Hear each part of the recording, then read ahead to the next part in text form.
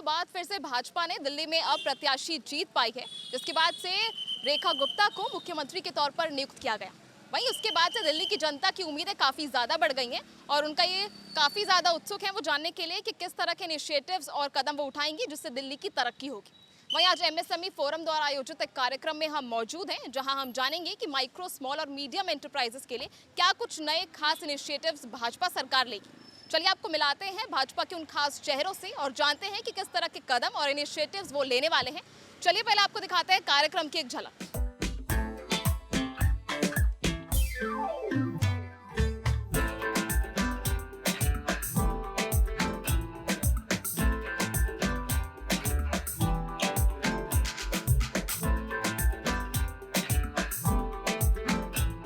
यशस्वी मुख्यमंत्री जी का स्वागत करें जोरदार तालियों के साथ।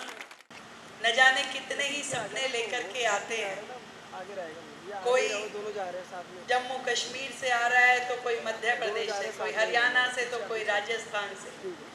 दिल्ली में रहने वाला हर एक व्यक्ति पीछे किसी ना किसी राज्य से जुड़ा है। कोई 30 साल पहले आ गया, कोई 40 साल पहले, कोई 10 साल पहले। और जब भी आया तब उसने अपने बहुत ढेर सारे सपनों की गठरी अपने कंधे पे डाली और यहाँ पहुँच के किसी ने अपना उद्योग शुरू किया, किसी ने व्यापार शुरू किया, किसी ने स्वरोजगार, किसी ने नौकरी।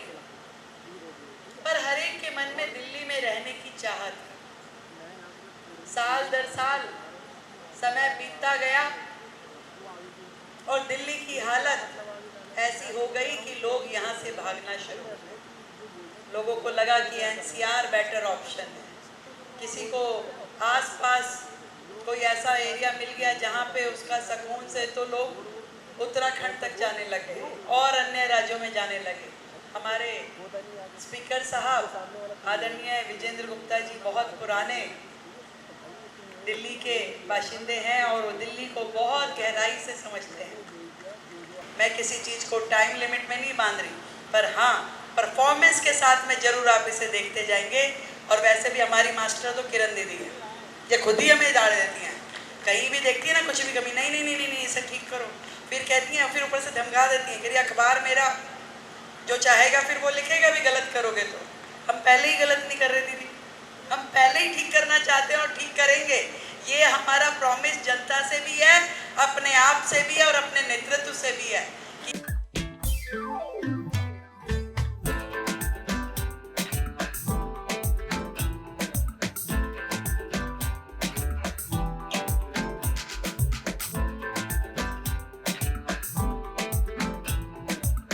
देखिए, देश का 99% बिजनेस जो है वो एमएसएमई में है। सिर्फ 90,000 कंपनियां हैं जो एमएसएमई से बाहर हैं। जैसे अब तो 250 करोड़ के 500 करोड़ हो गया। इवन 250 करोड़ भी जब हमारी लिमिट थी तब भी 90,000 कंपनियां थी जो इससे ऊपर हैं। तो इससे अंदाज़ा लगा लीजिए 99.69% बिजनेस इज़ इन एमएसएमई। तो इसकी पावर जो है वो पहले कभी पहचानी नहीं गई और किसी ने इसको महत्व नहीं दिया। पिछली सरकारों ने उल्टा हमें लताड़ा। पहले पिक्चरें बनती थी ना, तो उसमें इंडस्ट्रियलिस्ट बिजनेसमैन होता था विलन, हाँ जी, और मजदूर होता था हीरो। और ये इमेज बन गया कि कोई बिजनेसमैन कहलवाने में शर्म महसूस करता था। अब मोदी सरकार ने आके इतनी इज्जत दी। एमएसएमई तो रीढ़ की हड्डी है और पहले रीढ़ की हड्डी कहते थे, पर रीढ़ की हड्डी नज़र नहीं आती थी। अगर हमें चाइना का ऑल्टरनेटिव बनना है तो हमें एमएसएमई को ऊपर उठाना पड़ेगा। अगर हमें युवाओं को रोज़गार देनी है तो एमएसएमई को ऊपर उठाना पड़ेगा। चंद्रयान अगर उड़ रहा है ठीक प्राइस पे तो एमएसएमई के बिना उड़ नहीं सकता। ये महत्व है एमएसएमई का। वो मोदी जी ने पहचाना, इस सरकार ने पहचाना, हमें महत्व दिया। पहले बजट में कभी एमएसएमई की बात नहीं होती थी, अब बजट शुरू एमएसएमई से होता है। मैं शुक्रगुजार हूँ किरण चोपड़ा जी का। वो हमारी फाउंडर नेशनल बोर्ड की मेंबर हैं। उन्होंने हमारा हाथ पकड़ा। कहीं हमें कुछ दिक्कत आती है, कुछ होती है, वो आगे बढ़ के हमें सहयोग करती हैं।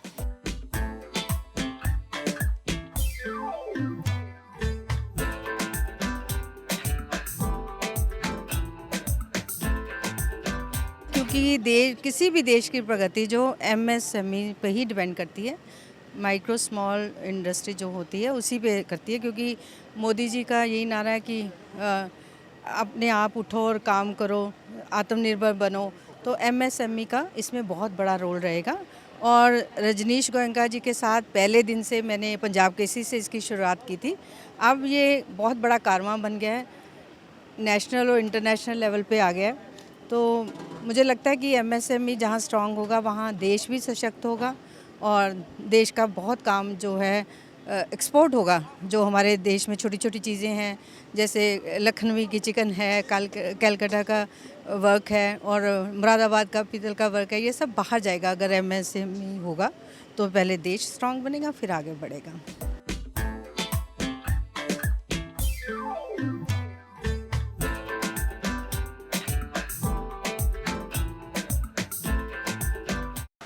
यहाँ पर उपस्थित आदरणीय किरण चोपड़ा जी, आदरणीय रजनीश गोयनका जी, हमारे क्षेत्र की लोकप्रिय विधायक शिखा राय जी, हमारे विधायक राजकुमार भाटिया जी, तिलक राम गुप्ता जी,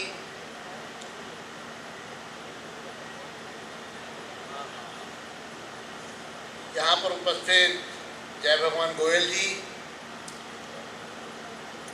शरद कोहली जी, सुलोचना जी, सतीश चंद्र उपाध्याय जी, वीरेंद्र वाधवा जी और आए हुए सभी गणमान्य।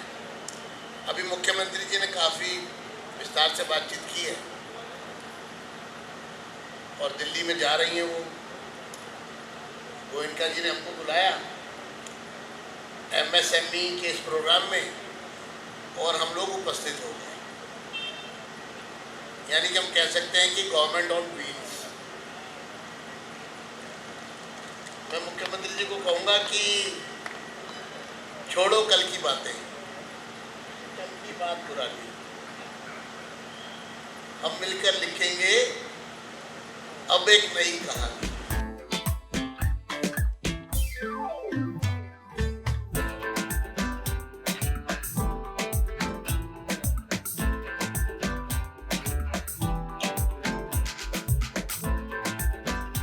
हमारे प्रधानमंत्री जी का विजन है कि भारत दुनिया की तीसरी आर्थिक शक्ति बने। उसके लिए जो एमएसएमई क्षेत्र है इसका बहुत बड़ा रोल है। अभी जो केंद्र सरकार ने बजट अलॉट किया था उसमें भी बहुत बड़ा एक फंड एमएसएमई के लिए रखा गया है। दिल्ली में भी जल्दी बजट डिक्लेयर होने वाला है और दिल्ली में जितने हमारे छोटे व्यापारी हैं, एमएसएमई जो लोग हैं, उनको भी यहाँ अच्छी सुविधाएं मिलें। जितने इंडस्ट्री एरिया हैं, जो दिक्कतें हैं, परेशानियां हैं, वो सारी दूर हों, ताकि जो व्यापारी वर्ग है वो इजी डूइंग बिजनेस व्यापार अपना कर सके। जितना हमारा व्यापारी वर्ग अच्छे से व्यापार करेगा, बिजनेस करेगा, मैन्युफैक्चर करेगी होगी, उतना ही रेवेन्यू आएगा और दिल्ली का विकास होगा, दिल्ली के लोगों को रोज़गार मिलेगा। दिल्ली सरकार भी इसके ऊपर पूरा ध्यान देगी और हमारे एमएसएमई के रजनीश गोयनका जी इसके लिए काफ़ी प्रयासरत हैं। हम सब लोग मिलकर के ये चाहते हैं कि दिल्ली जो हिंदुस्तान की राजधानी है, ऐसी राजधानी बने, देश के अन्य इलाकों से भी और दुनिया के अन्य इलाकों से भी लोग हिंदुस्तान की राजधानी दिल्ली को देखने के लिए आए।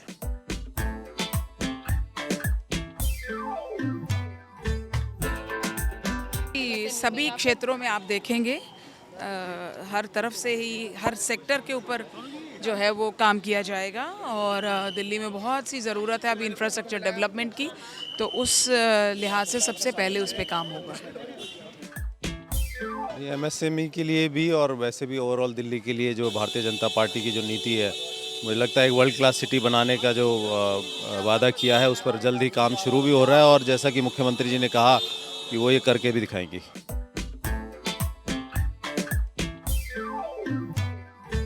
देखिए, देखिए इसका श्रेय मैं देना चाहता हूँ आदरणीय देश के प्रधानमंत्री आदरणीय नरेंद्र मोदी जी को। ये जो 27 साल बाद हमारा वनवास खत्म हुआ है, ये नरेंद्र मोदी जी को चेहरे को लोगों ने वोट दी, और जो पहली सरकार थी वो निकम्मी थी। जैसा हमारे मुख्यमंत्री जी ने कहा कि एक के साथ एक फ्री, इस बजाय लोगों के घर उजाड़ने के, उसने लोगों के घर बसाने के घर उजाड़े। और मैं वर्ल्ड पीस हारमनी का चेयरमैन हूँ। मैंने ज़िंदगी में मेरी मदर टेरेसा और मेरी जो जिनसे मैं सीखा हूँ, मेरे स्वर्गीय श्री अश्विनी कुमार चोपड़ा जी, जो मेरे फादर की तरह थे, जिन्होंने मुझे ज़िंदगी में चलना सिखाया, जिनकी वजह से आज मैं पहले अल्लाह की वजह से और फिर इस परिवार की वजह से, जो अश्विनी जी हैं वो मुझे बेटे की तरह गाइड करते थे। और मुझे एक एक बात पे अगर कोई मैं गलत करता था तो मुझे डांटते भी थे, मुझे प्यार भी बहुत करते थे। और मैं उनका अल्लाह ताला से दुआ करूँगा कि अल्लाह ताला उन्हें स्वर्ग दे। और आज जो मेरी भाभी किरण चोपड़ा जी हैं, वो एक मदर टेरेसा के रूप में हमारे लिए एक फरिश्ता बन कर के काम कर रही हैं। हमने सब कुछ उनसे सीखा है और उनके मार्गदर्शन पे हम लोग चल रहे हैं। और हमें उम्मीद है कि हमारी भाभी जो करती हैं बुज़ुर्गों की सेवा, वरिष्ठ नागरिक केसरी क्लब की जो सेवा करती हैं, उनके मुकाबले मेरे ख्याल पूरे हिंदुस्तान में, पूरे वर्ल्ड में कोई नहीं करता है। पहले तो मैं बहुत ज़्यादा इस जनता जनार्दन का शुक्रिया अदा करना चाहूँगी कि बीजेपी जैसी सरकार को वो लोग लाएं। आवाम ने बीजेपी का साथ दिया है और ये इतिहास रचने वाली जीत थी बीजेपी की। ऐसा हम सभी जानते हैं कि दिल्ली एक एनसीआर और दिल्ली जो हमारे देश की नेशनल कैपिटल है, वो थोड़े समय से ठीक अवस्था में नहीं चल रही थी। और माननीय चीफ मिनिस्टर श्रीमती रेखा गुप्ता वो हमारे बीच आई और बीचों बीच जाके आके उन्होंने हमें विश्वास दिलाया कि वो हमारे सिटी के लिए, दिल्ली के लिए बहुत काम करेंगी। और हम उनकी आंखों में वो चमक देख पाए, वो लहर देख पाए और वो विश्वास जगा पाई हैं वो हमारे अंदर। और हम बहुत खुश हैं कि इस बार विमेन एम्पावरमेंट भी होगी, एक महिला सीएम बनी है। मैं, जैसा कि सब जानते हैं, मैं वर्ल्ड पीस हारमनी जिसके चेयरमैन लेजेंडरी हाजी शकील सैफ़ी साहब हैं, मैं उसकी नेशनल वाइस चेयरमैन हूँ। मेरे साथ हमज़ा है, उनके सुपुत्र। हम दोनों यूथ की आवाज़ है और हम दोनों ये दिखाना चाहते हैं कि हमारी जनता, सभी लोग और ख़ास करके हम यूथ, हम बहुत ज़्यादा कॉन्फिडेंट हैं और हम बहुत ज़्यादा, हमारे अंदर विश्वास है, लहर हमारे अंदर खुशी की है कि इस बार आने वाली सरकार बहुत अच्छी रंग लाएगी। और हम सारे मिलके world peace harmony, BJP, Shrimati Rekha Gupta ji और सभी गण मिलके हमारी बहुत ज़्यादा उन्नति में हमारा साथ देंगे और इंडिया आगे बढ़ेगा। दिल्ली में जब से मुख्यमंत्री के तौर पर रेखा गुप्ता की नियुक्ति हुई है, तब से दिल्ली की जनता की उम्मीदें भी काफ़ी ज़्यादा बढ़ गई हैं कि वो दिल्ली में ऐसे कौन से कार्य करेंगी जिसमें दिल्ली प्रगति पर आएगी। वहीं उसमें दिल्ली का आर्थिक विकास भी शामिल है। वहीं आज हम एमएसएमई फोरम द्वारा आयोजित कार्यक्रम में मौजूद थे, जहां हमने माइक्रो, स्मॉल और मीडियम एंटरप्राइजेस के बारे में बात की और साथ ही जाना कि किस तरह से भाजपा सरकार ऐसे नए इनिशिएटिव्स और कदम उठाएंगी जिससे दिल्ली प्रगति पर हो और ऐसे लघु उद्योग वाले हर इंसान को तरक्की मिले।